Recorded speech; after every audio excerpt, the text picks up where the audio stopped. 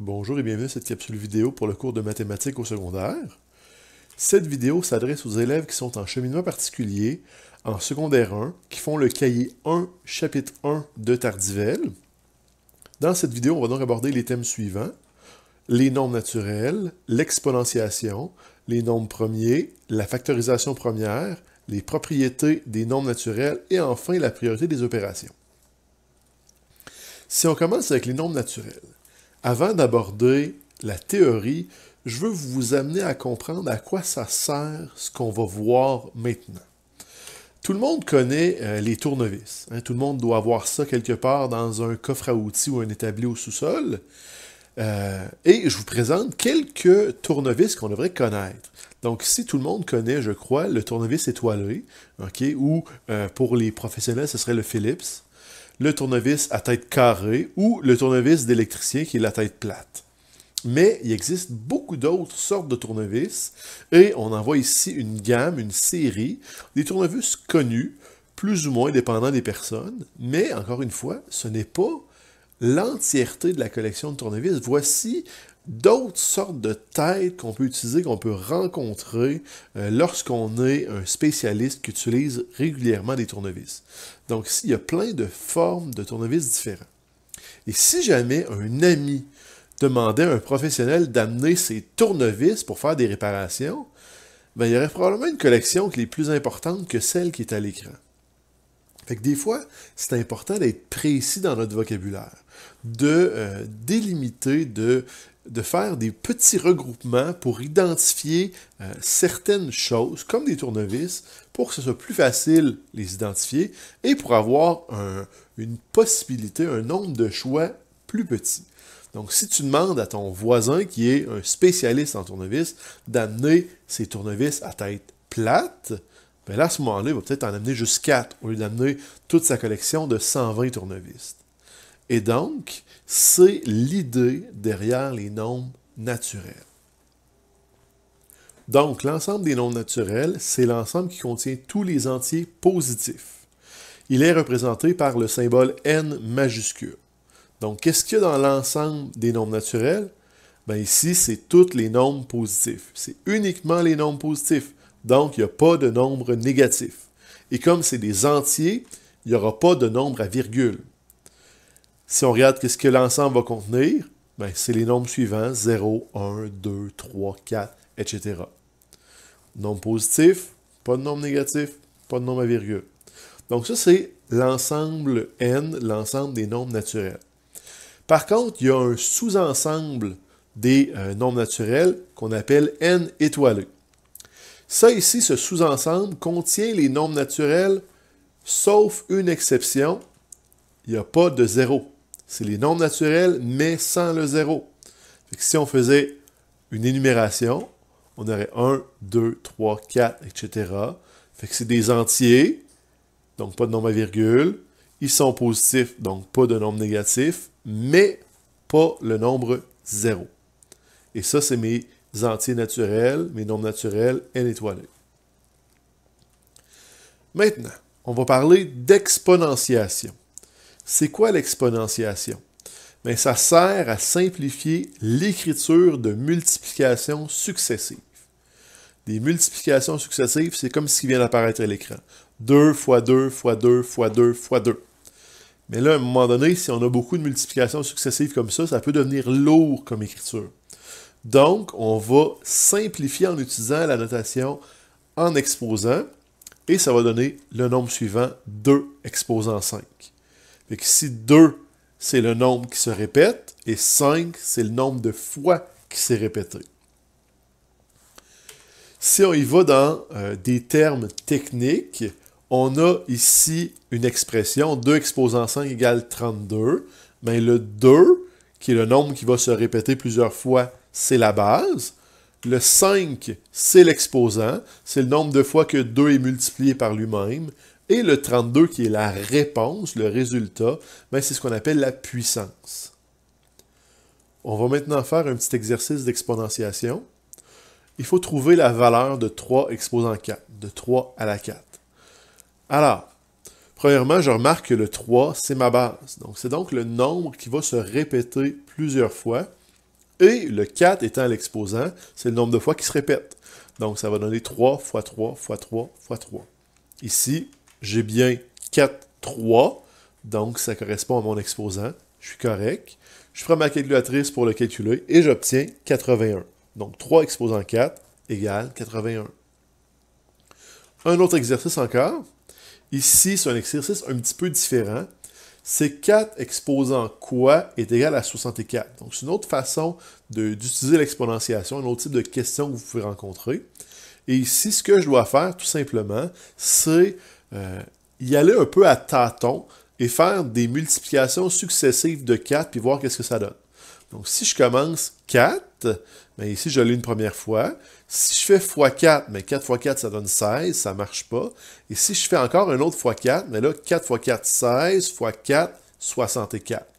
Donc là, ici, j'ai trouvé ma réponse. Et comme j'ai 3 fois le 4 qui va se multiplier avec lui-même, eh bien, ça va être mon exposant. Donc, 4 exposant 3 égale 64. Donc ça, c'était l'autre façon qu'on pouvait vous poser une question en exponentiation. On va y aller avec les nombres premiers, qui est notre prochain sujet. Définition, un nombre premier possède uniquement 2 diviseurs, soit 1 et lui-même. On va vérifier ça avec la liste de nombres qui sont là. Donc, si je prends le 2 il se divise par 1, comme pratiquement tous les nombres qui existent, et il va se diviser par lui-même, ce qui veut dire 2. Mais si j'essaie de diviser 2 par 3, 4, 5, 6, 10, 12, ça me donne un chiffre à virgule, donc ça ne marche pas, ce n'est pas un diviseur.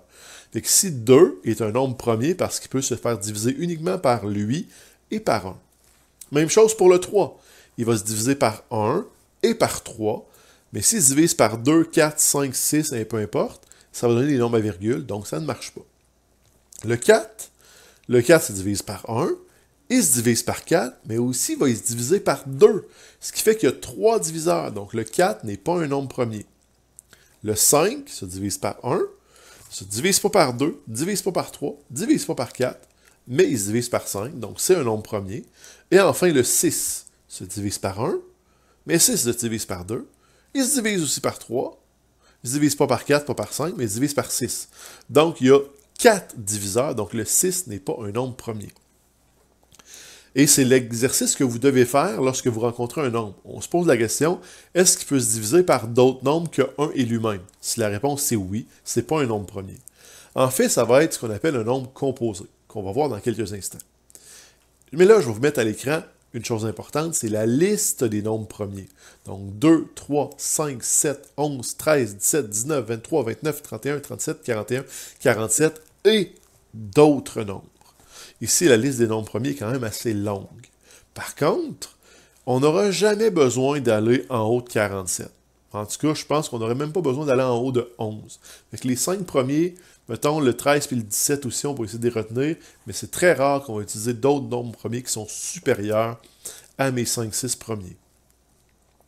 Donc, on a parlé de nombres composés. C'est quoi un nombre composé? Bien, c'est un nombre qui possède plus de 2 diviseurs. Que ce soit 3, 4, 5, 6 diviseurs différents. L'important, c'est qu'il y ait plus que 2 diviseurs.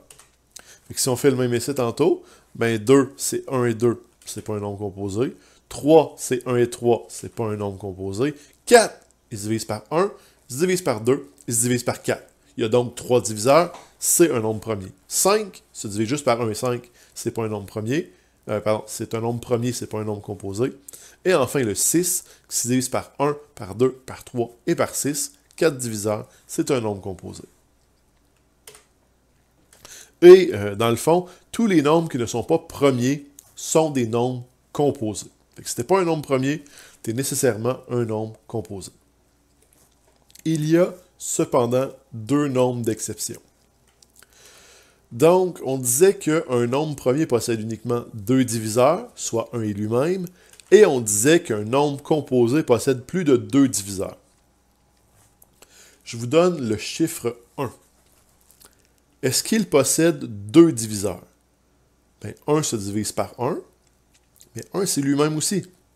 Donc, il y a seulement un diviseur. Donc, 1 n'est pas un nombre premier. Mais là, Est-ce que c'est un nombre composé? Est-ce qu'il y a plus que 2 diviseurs? Non, parce qu'il y a juste un seul diviseur, qui est le nombre 1. Donc, ce n'est pas un nombre composé. Fait que le chiffre 1 n'est pas un nombre premier, n'est pas un nombre composé. Et mon autre exception, c'est le 0. Est-ce que le 0 possède 2 diviseurs? 1 et lui-même. Bien ici, le 0, si tu essaies de le diviser par 1, ça ne marche pas. Si tu essaies de le diviser par lui-même, ça ne marche pas.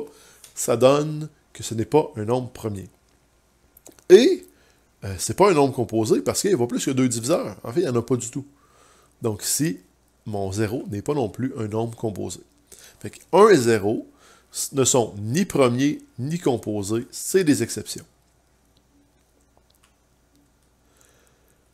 Sujet suivant. L'arbre de facteurs ou la factorisation première, qui sont des synonymes. Ici, à quoi ça sert? Bien, l'arbre de facteurs sert à décomposer un nombre en une série de multiplications de nombres premiers. Ici, c'est un peu essayer de savoir c'est quoi les nombres premiers qui se sont multipliés ensemble pour faire un nombre qui est plus gros. Et pour faire un arbre de facteurs, c'est important d'avoir une liste des nombres premiers. Ça va nous être très, très, très utile. Fait que dans votre feuille d'aide-mémoire, je vous encourage fortement à marquer cette liste de nombres premiers et de vous en servir lorsqu'on va faire un arbre de facteurs. Ici, comment ça fonctionne? Bien, ici, je prends un nombre, le nombre 10, et je me pose la question, quels sont les nombres premiers qui se multiplient ensemble pour donner le 10? Et pour 10, bien, c'est quand même facile, c'est 2 et c'est 5. Fait que la factorisation première, l'arbre de facteurs de 10, c'est 2 fois 5. Mais si on prend un nombre plus gros, si je prends exemple 42, 42, c'est moins facile de trouver c'est quoi les facteurs premiers. C'est quoi les facteurs, les nombres premiers qui se multiplient ensemble pour donner 42. C'est là qu'on a besoin d'une stratégie, qu'on a besoin d'une méthode. Et voici la méthode que je vais vous donner. Premièrement, on prend avec notre nombre 42. Je veux trouver quel chiffre multiplié ensemble donne 42. Comment je vais faire ça? Bien, je vais diviser 42 par mon premier nombre premier qui est le 2. Et je commence toujours par 2. Toujours, toujours, toujours. Et j'essaye de le diviser. 42 divisé par 2, ça fonctionne, ça me donne 21. Donc 2 fois 21 égale 42. Première étape. Est-ce que 21, c'est un nombre premier? Non. Donc, il doit être divisible par quelque chose. Je vais essayer de diviser 21 par 2. Je commence toujours par 2. Donc, j'ai commencé par 2, je continue par 2. 21 divisé par 2, je le pitonne sur ma calculatrice, ça ne fonctionne pas, ça donne des virgules. Donc là, ce que je vais faire, c'est que je vais passer au prochain nombre premier, qui est le 3. Et là, je fais 21 divisé par 3, ça me donne 7. Donc, je sais que 3 fois 7 égale 21. Et là, 7, c'est un nombre premier. Fait que là, j'ai terminé ma factorisation première parce que j'ai obtenu juste des nombres premiers. Et mon résultat, ben, c'est 2 fois 3 fois 7, c'est ma réponse. Donc, si je prends ma calculatrice, je fais 2 fois 3 fois 7, ma réponse va être 42. Et j'ai donc fait la factorisation première du nombre 42. On va faire un autre exemple. On va prendre le nombre 90. Vous voyez, j'ai toujours mon aide-mémoire en bas. C'est important d'avoir notre aide-mémoire avec les nombres premiers. Donc, je veux prendre mon nombre 90 et je veux vérifier s'il peut être divisé par mon premier nombre premier, 2. 90 divisé par 2, je rentre ça dans ma calculatrice, ça me donne 45. Ça fonctionne. Donc, 2 fois 45 égale 90. Je continue avec 45. Est-ce que 45 se divise par 2? Je rentre ça dans ma calculatrice. Hop! Ça ne marche pas. Donc, je vais y aller avec mon prochain nombre premier, qui est 3. Donc, 45 divisé par 3, ça me donne 15. Donc, je sais que 3 fois 15 va me donner 45. Ça marche. 15 n'est pas un nombre premier, donc je peux le diviser encore. Est-ce que 15, que je veux maintenant diviser, factoriser, se divise par 3? Ça ne sert à rien que j'essaie de diviser 15 par 2, parce que 45 ne se divisait pas par 2. Donc, ce facteur premier-là, qui est 2, ne reviendra plus jamais. Je continue avec 3. Donc, 15 divisé par 3 dans la calculatrice, ça me donne 5. Donc, 3 fois 5 égale 15. Et là, 5, c'est rendu un nombre premier. Alors, j'ai trouvé ma factorisation première. Je prends juste mes nombres premiers. Donc, 2, 3, 3, 5. Et ma réponse va me donner 90 égale 2 fois 3 fois 3 fois 7. Mais là, j'ai 2 fois 3 fois 3. J'ai fois 3 fois 3 deux fois. Fait que si, je peux le simplifier en le transformant en exposant. Donc, ma base, ça va être 3. Mais comme je l'ai deux fois, ça va être exposant 2. Donc, 3 exposant 2. Et je ramène le reste. Donc, la factorisation première de 90, c'est 2 fois 3 exposant 2 fois 7. Et cette dernière étape, elle est importante. On continue. On ne peut pas faire trop d'exemples. Un autre, le nombre 72. On commence. On veut diviser le nombre 72 par notre premier nombre premier, 2. 72 divisé par 2, calculatrice, ça me donne 36. Donc, 2 fois 36 égale 72. Je continue avec le nombre 36. Je veux le diviser par 2. Ça marche encore. 36 divisé par 2, ça donne 18. Donc, 2 fois 18 égale 36. Tout est beau. On continue avec le 18. Est-ce que mon nombre 18 se divise par 2? Ça fonctionne encore. Hey, on est chanceux. Donc, 18 divisé par 2, calculatrice, ça donne 9. Donc, 2 fois 9 égale 18. Je continue avec le 9. Est-ce que le 9 se divise par 2? Non, ça ne marche pas. Donc là, je vais passer au nombre premier suivant, le 3. Et est-ce que ça va fonctionner? Oui, ça me donne 3. Donc 3 fois 3. Et là, le 3 est un nombre premier. J'ai juste des nombres premiers. Fait que ça ici, ça va être ma factorisation première. 72, ça donne 2 fois 2 fois 2 fois 3 fois 3. Ouf! On peut le simplifier. Hein? 2 fois 2 fois 2, ça va donner 2 exposant 3. Et 3 fois 3, ça va donner 3 exposant 2. Et ça va être ma réponse. La factorisation première de 72, c'est 2 exposant 3 fois 3 exposant 2. Bingo!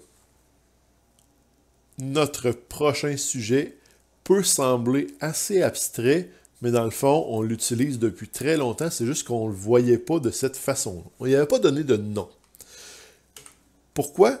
Parce que c'est le point d'interrogation et on le voit tout le temps. Le point d'interrogation, c'est quoi? Ben, c'est un symbole qui veut dire quelque chose que je ne connais pas. Si on prend l'exemple suivant, j'ai 5 plus 3 égale point d'interrogation. Dans cette expression-là, mon point d'interrogation remplace un nombre précis. Je calcule 5 plus 3, ça va me donner 8. Donc, mon point d'interrogation remplace le chiffre 8. Donc, le point d'interrogation, il vaut 8. Il est égal à 8. Donc, mon point d'interrogation a une valeur. Et c'est ça qui est important. Je continue. Un autre exemple. 12 moins 5 égale point d'interrogation. Alors, je fais 12 moins 5. Ça va me donner 7. Donc, mon point d'interrogation a la valeur de 7. Parce qu'il est égal à 7. L'expression 12 moins 5 égale 7. Le point d'interrogation remplace, cachait le 7. Donc, le point d'interrogation a une valeur qui est 7. Et ça, c'est ce qu'on appelle une variable. Parce que tantôt, dans l'autre problème, le point d'interrogation valait 8. Et là, le point d'interrogation vaut 7. Il ne vaut pas toujours la même chose. Une variable. Une variable est un symbole mathématique qui peut prendre plusieurs valeurs. Le point d'interrogation, ben, sa valeur change en fonction du problème. C'est une variable. Sauf qu'une variable, c'est généralement représenté par une lettre, comme le X, le Y, le A, le B, le T. Donc ça, on risque de les rencontrer. Mais ça pourrait être le point d'interrogation qui serait une variable. Okay? C'est un symbole mathématique, puis ça peut prendre plusieurs valeurs. Donc quand on voit une expression mathématique, qui a un X, qui a un Y, qui a un A, un B ou un T, bien ça veut dire que cette lettre-là, elle cache un nombre. Il faut juste le trouver. Mais il y a aussi des constantes, qui est un peu le contraire d'une variable. Une constante est une mesure dont la valeur ne change pas. Et, dans une expression mathématique, une constante peut être représentée par une lettre ou un nombre. Fait que ça se peut qu'une lettre qu'on associe à la variable soit une constante. Ça arrive dans des cas, c'est rare, mais nous, ça ne nous servira pas. Généralement, si vous rencontrez une lettre dans un problème mathématique, c'est votre variable. Et les constantes, ben, c'est tous les nombres qu'il y a dans mon problème. Un nombre a toujours la même valeur. 12, que ce soit 12 chevaux ou 12 vaches ou 12 autos, ça vaut toujours 12. Donc, exemple, A plus 9 égale. Ben, le A, c'est une lettre, c'est ma variable. Et le 9, c'est ma constante. Quelle est la valeur de A? Je ne le sais pas. Peut-être que A vaut 3, peut-être que le A vaut 4. Quelque part, il y a quelque chose qui va me donner un indice sur la valeur de A. Mais ça pourrait changer. A pourrait être l'heure du jour. Heure du jour plus 9 égale. Fait qu'à chaque fois que l'heure du jour change, la valeur de A va changer. Peut-être que A, c'est le jour du mois. Ah, donc, à chaque fois que le jour du mois avance, la valeur de A va changer. Donc, mon expression mathématique va changer, sa valeur finale va changer. C'est ça que ça sert une variable. C'est un symbole qui représente un nombre qui peut changer, tout simplement. Et un nombre qui ne change pas, on appelle ça une constante. OK. Là, on tombe dans un autre sujet qui est les propriétés dans N, qui est mon ensemble des nombres naturels. C'est un sujet qui est compliqué, mais pourtant si simple. Sauf qu'il faut le prendre en note dans notre aide-mémoire parce que le monde ne s'en souvient pas par cœur. Mais à force de les utiliser, ben, ça devient facile. À quoi ça sert les propriétés dans N? Donc, si vous avez une image, vous avez un chemin, et ça, c'est vous. OK, vous avez l'air pas malheureux. Hein? On fait des mathématiques, on est content. Mais vous devez vous rendre au bout de la rue où il y a votre maison. Qu'est-ce que vous faites? Ben, vous suivez le chemin jusqu'à temps que vous soyez rendu à votre maison. Mais il y a un petit quelque chose de plus. Hein? Vous devez vous rendre à votre maison, mais il y a un raccourci qui existe. Et si vous prenez le raccourci, bien, vous arrivez plus vite à votre maison. Mais les propriétés dans N, c'est une façon de simplifier des calculs mathématiques pour que ceux-ci aillent plus vite. Ça sert à faciliter vos calculs mathématiques. Quand on les connaît, qu'on sait comment bien les utiliser, ça devient plus facile. Alors, c'est quoi ces propriétés-là? Bien, la première, c'est la commutativité. La commutativité, dans l'addition et la multiplication, tu peux inverser les deux nombres. Moins compliqué. J'ai 2 plus 5. Bien, 2 plus 5, ça donne 7. Si j'inverse mes deux nombres, 5 plus 2, bien, ça donne toujours 7. Ça, c'est dans l'addition. Multiplication. 2 fois 5 égale 10. Mais la commutativité dit, je peux inverser mes deux nombres, puis ça ne change rien. 5 fois 2, ça donne 10 encore. Donc ça, c'est la commutativité. Je peux inverser mes deux nombres dans l'addition et la soustraction. Dans l'addition et la multiplication, pardon. L'associativité. Dans une série d'additions, tu peux changer l'ordre de résolution. Et ça, c'est sans changer la réponse. Donc, si j'ai 5 plus 4 plus 6, bien, si je fais 5 plus 4, ça va me donner 9. Et ensuite, je vais additionner 6. Donc, 9 plus 6, ça va me donner 15. Ça, c'est ma réponse. Mais je peux changer l'ordre de résolution. Donc, je pourrais faire 4 plus 6, ça donne 10, bien plus facile. Et 5 plus 10, ça donne 15, encore plus facile. Donc ici, en appliquant l'associativité, bien, mon calcul s'est simplifié parce que ça me donne des nombres qui sont plus faciles à manipuler. L'associativité se retrouve aussi dans la multiplication. Donc, dans une série de multiplications, tu peux changer l'ordre de résolution sans changer la réponse. Donc, j'ai 9, fois 2, fois 5. Donc, si je fais 9 fois 2, ça me donne 18. Puis 18 fois 5, calculatrice, ça donne 90. Bingo, c'est réglé. Mais, si j'applique l'associativité et je fais une opération différemment, je peux faire 2 fois 5. 2 fois 5, ça donne 10. 9 fois 10, 90. Bien plus facile à résoudre. Je peux faire ça mentalement même. Donc ici, en appliquant l'associativité, encore une fois, j'ai simplifié un calcul.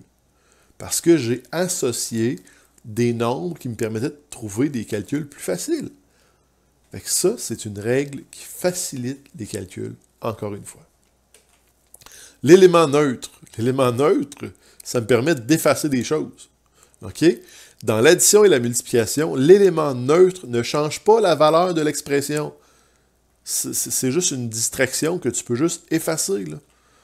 4 plus 0. 4 plus 0, ça donne quoi? Mais ça donne 4. Le plus 0, là, il sert à rien. Ben, le 0 dans l'addition, c'est mon élément neutre. Puis dans la multiplication, 4 fois 1. 4 fois 1, ça donne quoi? Ça donne 4. Le fois 1, il sert à rien. Je peux l'enlever. Mais dans multiplication, le fois 1, c'est mon élément neutre.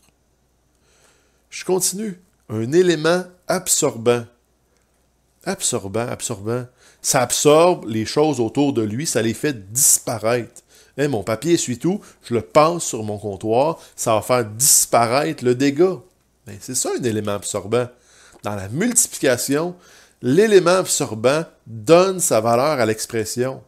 Peu importe avec qui il va être placé, l'élément absorbant va donner sa valeur à l'expression. Lui, il décide, c'est lui le boss. 4 fois 0, ça donne quoi? Ça donne 0. 9 fois 0, ça donne quoi? Ça donne 0. 12 millions fois 0, ça donne quoi? Ça donne 0. Peu importe avec qui 0 va être placé dans la multiplication, ça va toujours donner 0. C'est pour ça qu'on l'appelle l'élément absorbant, parce qu'il fait disparaître le reste de l'expression, puis il reste juste lui. Il a absorbé tous les autres nombres.